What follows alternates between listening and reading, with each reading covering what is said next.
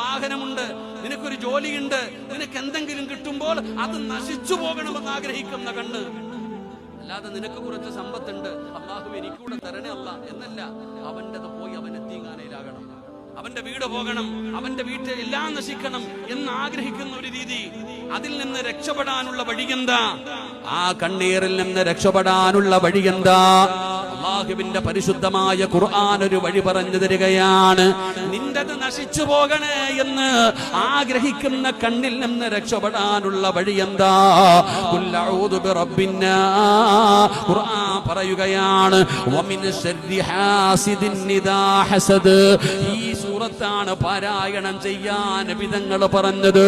ഖുൽ അഊദു ബിറബ്ബിൽ ഫലഖ് മിൻ ശർരി മാ ഖലഖ് വമിൻ ശർരി ഗാസിഖിൻ ഇദാ വഖബ് വമിൻ ശർരി നഫാസാ. ഖുർആൻ പറയുകയാണ്, ഖുൽ അഊദു